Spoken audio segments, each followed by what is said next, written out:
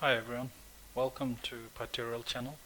Today we'll look at Python's list data types. It's the sequential data type. It helps you to store um, your data in a list. So let's start right away. Say we want to have a list of family members. We'll just call it family, and the way you create a list is within square brackets, and you separate each item with a comma. So let's say Harry, Tom, Sam, Tina. That's our family list. So once you press enter, you have a list of family which has all the 4 members that we've added. Now, let's say you want to add a new member to the family. You can just go family.append, which will add a new member at the end of the list. So it will add something, a member after Tina. So we'll just say Kate. So now if we go family, now we have Kate at the end of the list. So now another thing you can do with the list is, let's say you have 2 lists. Let's create a new list first. Family, let's say Harry family, and inside Harry family we'll just add Jerry and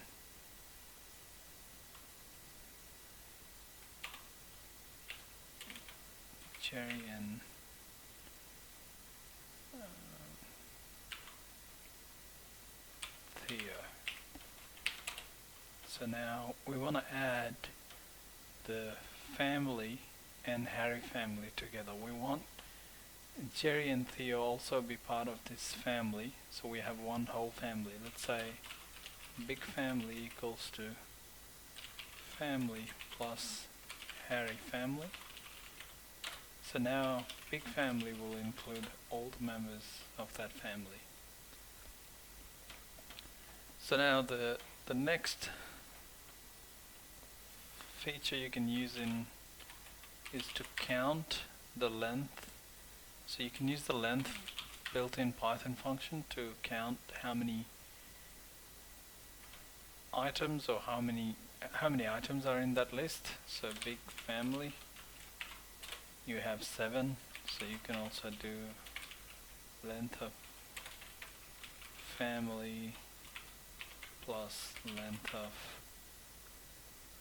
Harry family, that is also 7. So length will allow you to get number of items. So next thing we'll try is to remove an item. So let's say you want to remove Theo off this list. So big family dot pop, you can do Theo, or you can just do big family dot pop. So what this does is it removes the item, but also at the same time it returns this item before removing it. So it will tell you what item it removed. In a way, it will return you Theo, and then it will also remove Theo from the list. So let's have a look at that. So we've got Theo printed out here, and now if I go big family, then you can't see Theo in the list because it's been removed. But now if you don't want the return, you just want to simply remove an item, you have a function called remove, and then you can just give any number of any value of the item, and it will remove that item from the list. Now let's go big family again. So now Sam is being removed from the list, and also Theo was removed previously. So Now, while we're talking about the removing, let's look at an interesting thing here. So if you go back to your family list,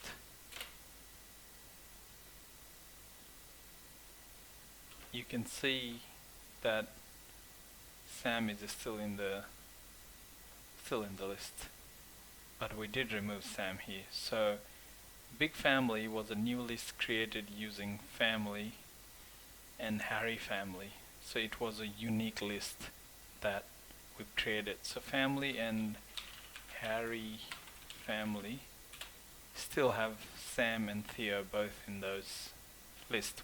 They haven't been affected, so they're totally different, saved completely differently in a memory. So they're not sharing the same objects.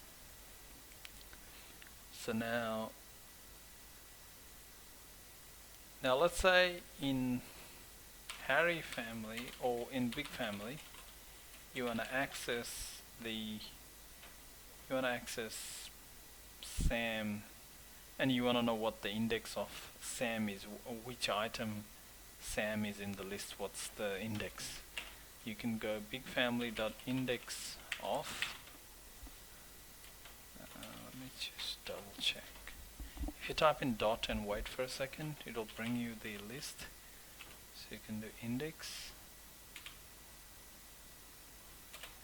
and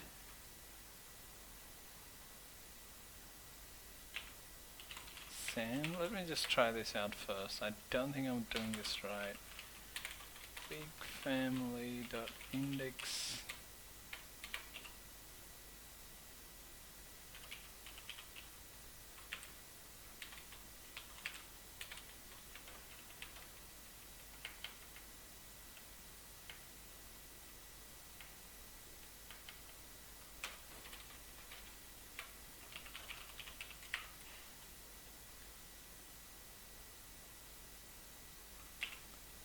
So if we do Sam,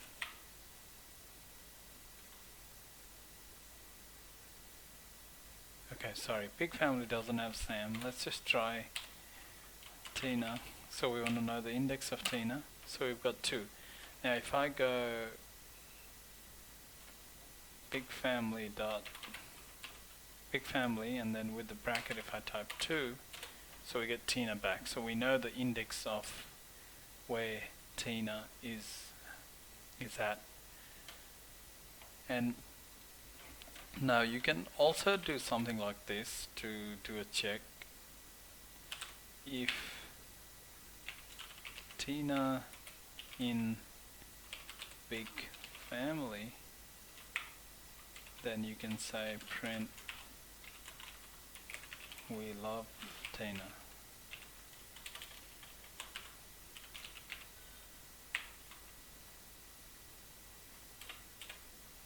So Tina is in part of that family. Let's remove Tina from that family. Big family dot remove Tina, and we'll try that if statement again. By the way, if you want to access what you just typed up there, you can just hit Alt P and you can continue to hit it, and it will keep taking. First it will take you to the last entered statement, and then it'll keep taking you in reverse. So you can just go like that and select which one you want to execute. So in my case, I just want the second last one. So if I try that now, we got nothing. Or I can also say else print Tina is nice. Now my else statement kind of screwed up. So as you can see, Tina was not in Big Family now because we removed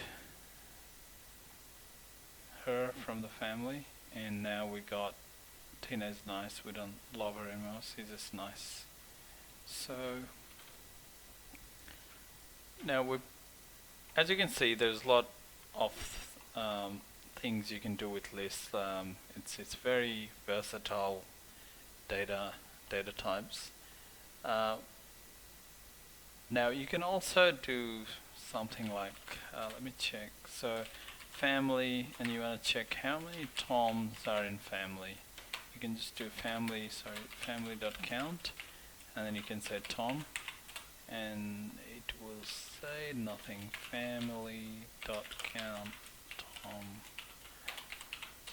1. So let's say family.append, we're adding a new value here, another tom, and if we do count again, we'll get 2. So you can also use the count function of the built-in function of the list. So if you type family, if you type family, that gives you list. So all the built-in functions of the list is available for family. So if you go family dot and then wait for a second, and if you get the, so basically these all are the function that you have available and you can try.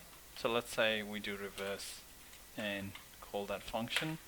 Now if we go in family again, we'll have all the family members in a reverse order than how it was created. So as you can see, Tom, Kate, Tina, Sam, Tom, Harry. So Harry was first initially. Let's reverse it again just to see that it works. Now access family again. So you can see it just got reversed.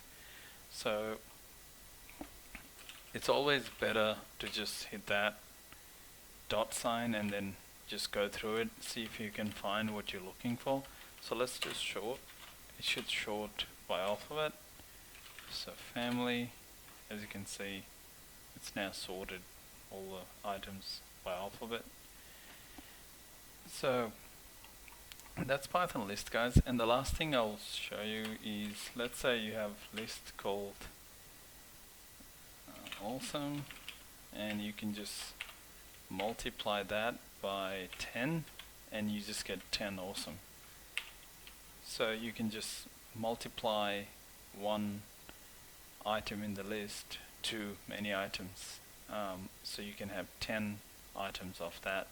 So this might be helpful when you need a big list with some, let's say you want a list with value true multiplied by 1000, and then you just want to use the index of it and set it to false for whatever the reason you're using it, and then later on you can iterate through this list again so you can work with the index where the value is true. So there is a use of it,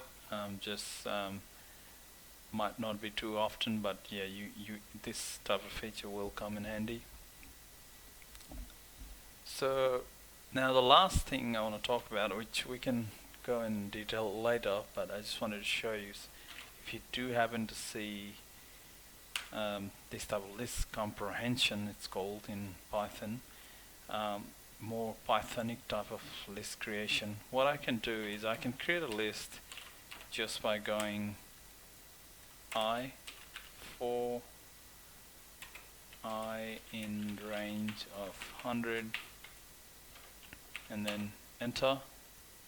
So as you can see, I've just created a list which includes integer from 0 to 99, and the way it works is, let's say 9, and then the way it works is this I here is the items you're adding each time you iterate in your for loop. So this is the item that will be added to the list, and you're basically just writing a simple for loop, which if you don't know already what it is, we'll talk about that in later tutorials. So as you can see, so we're just going through a range of 10 numbers, which is 0 to 10. So for I in range of 10, we're just gonna go through 1, 0, 1, 2, 3, 4, 5, 6, 7, 8, 9. So each time you go through this loop, it's just basically adding an item to this list we've defined with the square bracket. So that's called list comprehension, and you'll see how we use that more in depth later on. but just so you see it somewhere in the code, don't freak out. It's just how you can create lists in neat and clean Pythonic way. So if I go 9, now you can see I've just created a list with item that had 0 to 9 integers. So alright, that's all for list for this time, guys. Thanks for watching. Please leave a like if you do like the video. If not, just leave a comment why you don't like it, or if you find any mistakes in these videos. Thank you.